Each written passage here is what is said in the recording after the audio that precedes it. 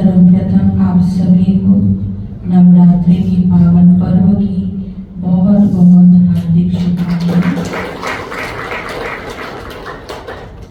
नवरात्रि का त्योहार भारतवर्ष में बहुत ही श्रद्धा से मनाया जाता है।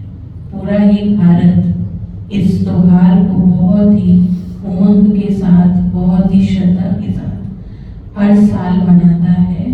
और आप देखेंगे कि शिवरात्रि के साथ नवरात्रि का त्योहार भी साल में 2 बार आता है। शिव के साथ शिव शक्तियों का त्योहार भी 2 बार मनाया जाता है।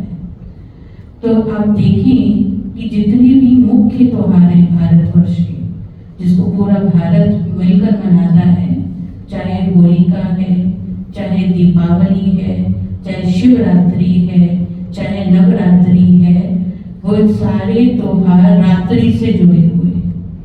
अब रात्रि में ही क्यों मनाए जाते हैं, कभी इस पर विचार करें तो परमात्मा ने इसका रहस्य बताया है कि परमात्मा आकर के मनुष्यों को अज्ञानता के अंधकार से निकालते हैं, इसलिए ये रात्रि में मनाए जाते हैं। इसलिए भक्त जन रात्रि के समय इन त्योहारों में तपस्या करते हैं, सिद्धि प्राप्ति करने के लिए तप करते हैं, अनेक प्रकार के यज्ञ हवन यत्न करते हैं, जागरण करते हैं, ताकि हमारी आत्मा में जागृति आए, ताकि हमें सिद्धि प्राप्त हो।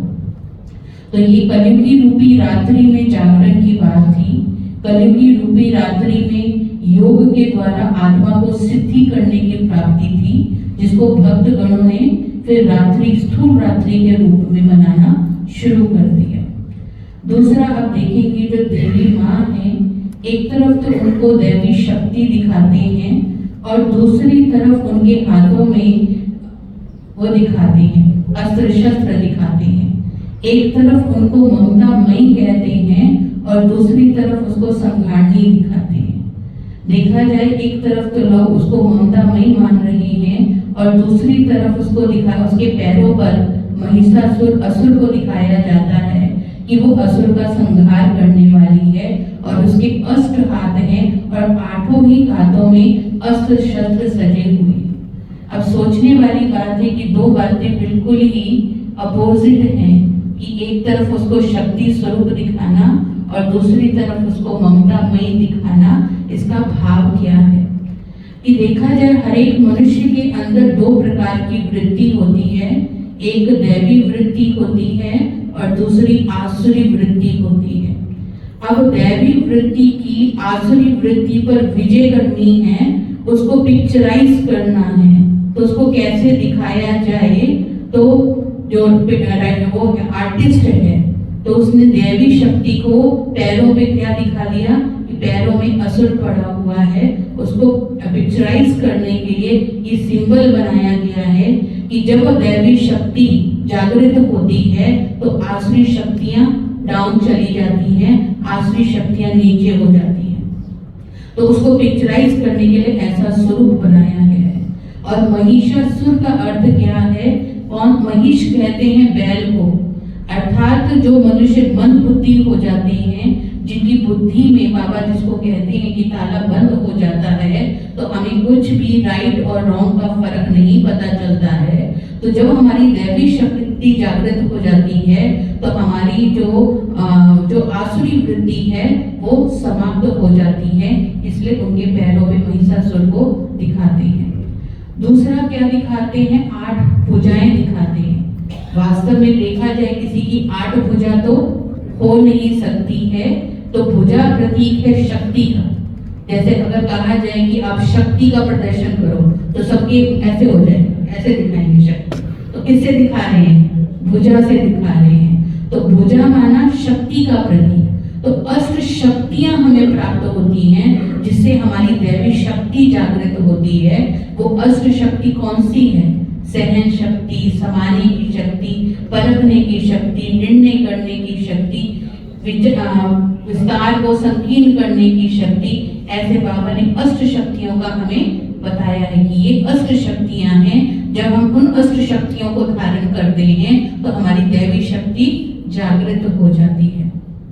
और वास्तव में देखा जाए व्रत कौन सा है, जितने भी भक्त जन हैं इस दिन खास ध्यान रखेंगे कि जब नवरात्रि का उत्सव हो तो हमें कोई भी व्यर्थ भोजन नहीं करना है, शुद्ध भोजन करना है, वेजिटेरियन भोजन करना है, प्याज लहसुन से रहित भोजन करना है, क्योंकि अंदर से समझते हैं कि जब हम ये भोजन स्वीकारेंगे तब हमारी दैवी शक्ति जागृत होगी, और जब तक हम इन भोजन को स्वीकार कर रहे हैं तब तक हमारे अंदर दैवी शक्ति जागृत नहीं होगी।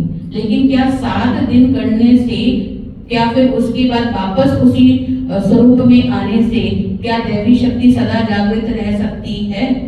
तो इसका मतलब क्या है कि अगर हमें अपने अंदर दैवी शक्ति को जागृत करना है तो हमें अपनी अन्न की भी शुद्धि रखनी पड़ेगी।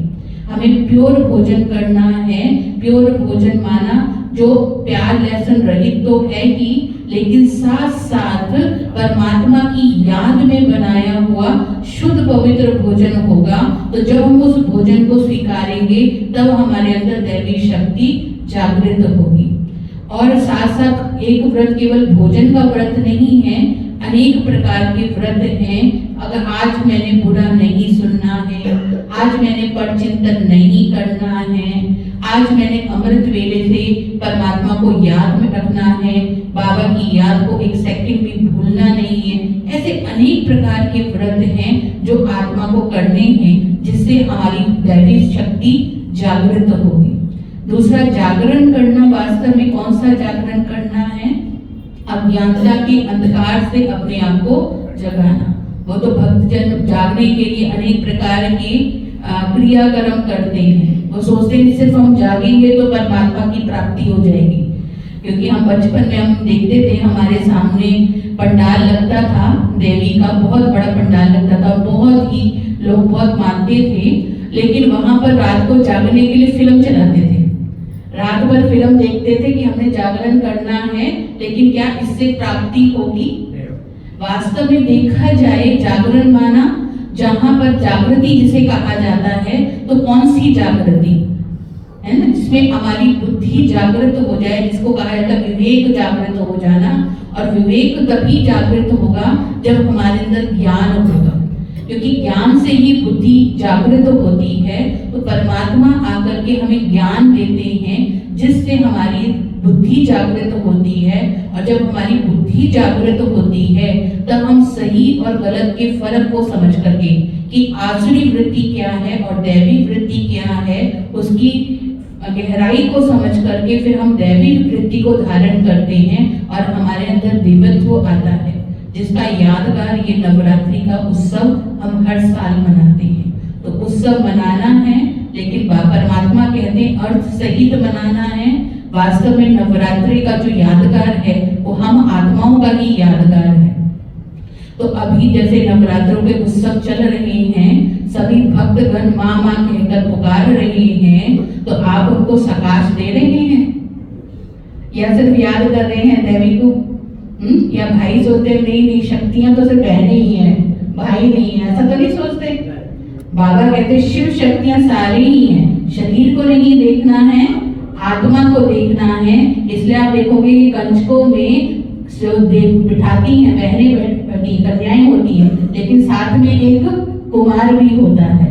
तो इसलिए ये जो त्योहार है ये हर आत्मा के लिए है। तो बाबा ने शिव शक्तियां केवल बहनों को टाइटल नहीं दिया है, भाइयों का भी एक टाइटल है। और पांडव कहते तो पांडव केवल भाइयों का टाइटल नहीं है, हम भी पंडे हैं, हम भी सबको राह दिखाने वाले हैं। तो जो भी टाइटल है वो चाहे बाबा जो देता है वो आत्मा को देता है, ना कि शरीर को देता है। तो ये जो नवरात्रों का त्योहार है, इसमें सब अपने आप को ऐसा समझ करके रहें कि हम वरदानी हैं, कल्याणी हैं, महादानी हैं। भक्तजन आत्माएं हमारे को ही पुकार रही हैं। तो इस पूरे नवरात्रि में अपने पूज्य स्वरूप को याद करते हुए उन आत्माओं को अमृत वेले शाम को जब भी बैठे तो सकाश अवश्य दें। यही हम ब्राह्मणों का कर्तव्य है, फर्ज है। ओम शांति।